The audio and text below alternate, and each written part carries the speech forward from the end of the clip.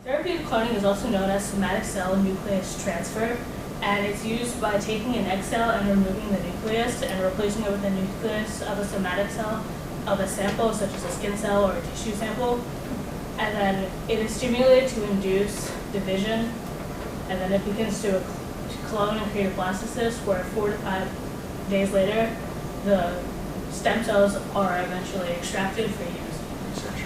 And it wasn't until the early 2010s that a study looking at members of the Seattle VA who were taking different psychoactive drugs. Say there's 4 different drugs in the study. Drug A, B, C, and D. For whatever reason, drug C binds to the sigma protein, and in essence it reduced the concentration within cells within the body. And what was found from that subset of people taking medication C is that they experienced far lower rates of prostate cancer across the board. So there are 4 stages of osteoporosis. In the first stage, breakdown occurs at the same rate that your body produces or builds bone. At the second stage, the breakdown occurs at a faster rate or a faster pace than your body builds the bone. And then the third stage, your bone becomes more thin and breaks like unusually due to stress.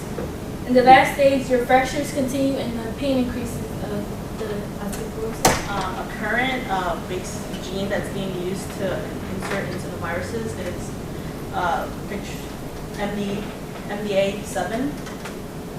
The hope of using MDA7, the gene, is it kills cancer cells and can detect them. And it's an adenovirus, and basically what it would do in a cancer cell, it would detect the cancer cell and the information from the virus would be transferred over.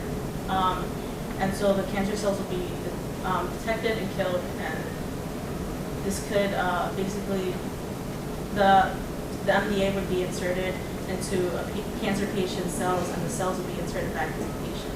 And hope the gain of that would be for the cancer cells to be detected and destroyed. There's a patient who had sickle cell anemia. Her name is Victoria Gray. She's the first patient to ever be treated with CRISPR. So sickle cell anemia is essentially a disease in which your bone marrow produces irregularly shaped red blood cells, which allows them to get caught in your blood vessels, and then also they don't carry oxygen normally. So this can lead to excruciating pain and life-shortening complications. So Victoria signed up to have this CRISPR treatment, even though it's risky. And what the doctors essentially did is they took blood marrow from Victoria, and then they genetically edited them. And what they did is they made her bone marrow be able to produce a protein that would compensate for the protein that causes defective blood cells to be formed. Down syndrome is when abnormal cell division involving chromosome 21 happens. There is an extra 21 chromosome, and it results in characteristic features and developmental problems of Down syndrome. And there are 3 types of Down syndrome: trisomy 21, mosaic Down syndrome, translocation Down syndrome. The most common Down syndrome is trisomy 21, and 95% of people with Down syndrome have trisomy 21. It's caused by having an extra copy of chromosome 21. And mosaic Down syndrome is rare. It's when a person has only some cells with an extra copy of chromosome 21, a mix of abnormal and normal cells caused by abnormal cell division after fertilization. And translocation Down syndrome is Down syndrome that happens when a portion of chromosome 21 attaches onto another chromosome before or after conception.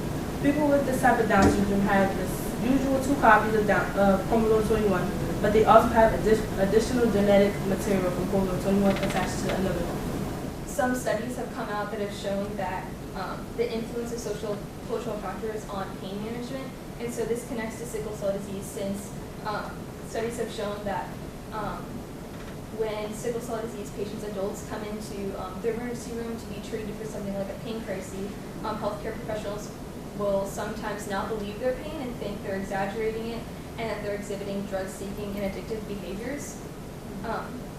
And then another study also found that African Americans were systematically undertreated for pain compared to white Americans, where they're actually being prescribed opioids at half the rate.